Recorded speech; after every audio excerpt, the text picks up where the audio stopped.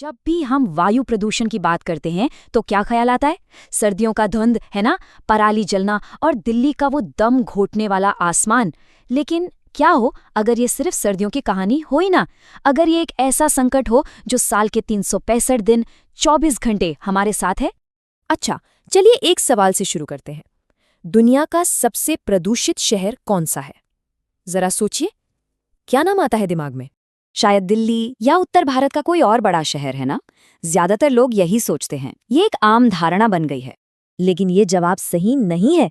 जी हाँ, ये जवाब गलत है और असलियत हमें चौंका देती है।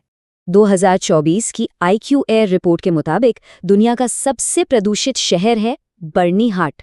ये भारत के उत्तर पूर्व में बसा एक छोटा सा कस्बा है, एक ऐसा इलाका जो अपनी हरियाली के लिए जाना जाता है। ये सच दिखाता है कि ये समस्या हमारी सोच से कहीं ज्यादा बड़ी और फैली हुई है। तो फिर सवाल ये उठता है कि हम इस खतरे को इतना कम क्यों आंक रहे हैं? इसकी वजह है एक बहुत बड़ी गलतफहमी।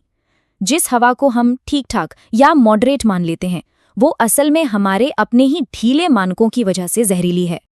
अब जरा इस स्लाइड को देखिए। ये कमाल की बात है, जिस हवा को हमारे भारतीय मानक मध्यम यानी पीला रंग देते हैं, उसी हवा को यूरोपीय मानक अत्यंत खराब यानी गहरा लाल रंग देते हैं। तो क्या हमारे अपने ही स्टैंडर्ड हमें गुमराह कर रहे हैं? और ये टेबल इस अंतर को और भी साफ कर देती है। वर्ल्ड हेल्थ ऑर्गेनाइजेशन यानी WHO कहता है कि PM 2.5 का लेवल 15 से नीचे होना चाहिए, जबकि भारत में 30 तक को अच्छा माना जाता है। मतलब हमारे मानक वैश्विक स्वास्थ्य गाइडलाइंस के मुकाबले कहीं ज्यादा ढीले हैं।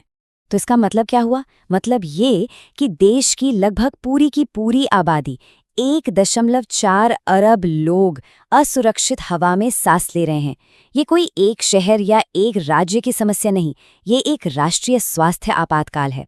तो इस पूरे संकट का जो मुख्य विलेन है वो है PM 2.5। पर आखिर ये है क्या चीज और ये इतना ज्यादा खतरनाक क्यों है?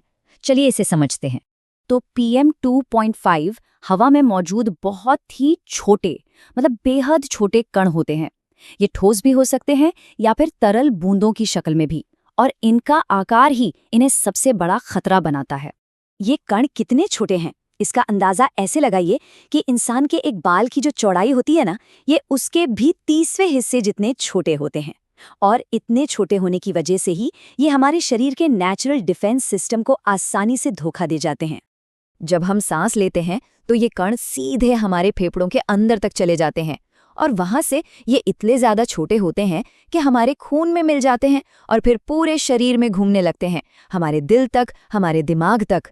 और इसी वजह से हार्ट अटैक और स्ट्रोक का खतरा कई गुना बढ़ जाता है। और इसके जो नतीजे हैं वो सच में डरावने हैं। शिकागो यूनिवर्सिटी की एक रिपोर्ट बताती है कि इस प्रदूषण की वजह से हम भारतीयों की औसत उम्र 5.3 साल कम हो गई है। दिल्ली में तो ये आंकड़ा 11.9 साल का है। और सबसे दुखद बात, 2020 में हर 5 मिनट में एक नवजात शिशु ने वायु प्रदूषण की वजह से दम तोड़ दिया। तो सवाल है कि ये जहर आखिर आ कहां से रहा है? मीडिया का ध्यान अक्सर पराली जलाने पर रहता है, पर असली अपराधी तो पूरे साल हमारे बीच ही मौजूद है। चलिए प्रदूषण के इन 5 बड़े विलेंस को पहचानते हैं। ये डोनट चार्ट दिल्ली की कहानी बताता है। देखिए, लगभग आधा, करीब 47% प्रदूषण तो सिर्फ गाड़ियों से हो रहा है। उद्योग और धूल भी बड़े हिस्सेदार हैं, और पराली जलाता वो एक मौसमी और इनसे छोटा हिस्सा है। और यही पैटर्न कमोबेश पूरे देश में दिखता है। हमारी गाड़ियों से निकलता धुआं, सड़कों और कंस्ट्रक्शन साइट से उड़ती धूल, फैक्ट्रियों से निकलता उत्सर्जन, कुछ महीनों के लिए पराली का जलना, और हाँ, गांवों में खाना पकाने के लिए बायोमास का इस्तेमाल। ये वो 5 मुख्य वजह हैं जो हमारी हवा में जहर घोल रही हैं। तो अब सबसे बड़ा सवाल, सरकारें कर क्या रही हैं? क्या उनके कदम असरदार हैं?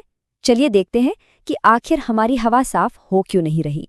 2019 में सरकार ने एक बड़ा प्रोग्राम लॉन्च किया, नेशनल क्लीन एयर प्रोग्राम यानी NCAP।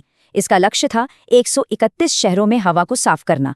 सुनने में तो ये एक शानदार पहल लगती है, लेकिन जरा इस बार चार्ट को देखिए। ये एक परेशान करने वाली तस्वीर दिखाता है। जो पैसा दिया गया उसका 67% हिस्सा सिर्फ धूल कंट्रोल पर खर्च हुआ, मतलब सड़कों पर पानी छिड़कने जैसी चीजों पर।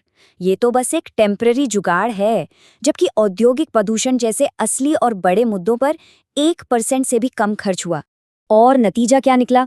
इन 131 शहरों में से 29 शहरों में तो प्रदूषण कम होने की बजाय 2017 के लेवल से और भी ज्यादा बढ़ गया है। ये साफ दिखाता है कि हमारी रणनीति में गंभीर खामियां हैं।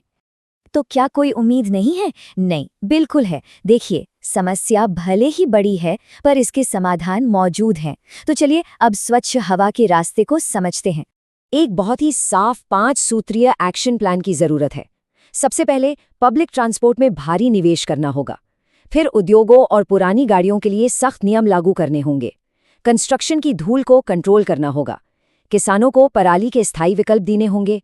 और सबसे जरूरी, इस मुद्दे को एक राजनीतिक मुद्दा बनाना होगा।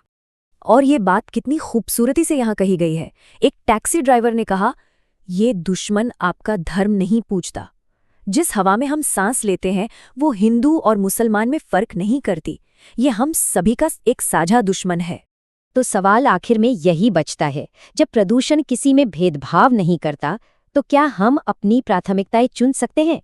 क्या हम सब मिलकर एक राष्ट्र के तौर पर साफ हवा की मांग करेंगे? ये चुनाव अब हमारा है।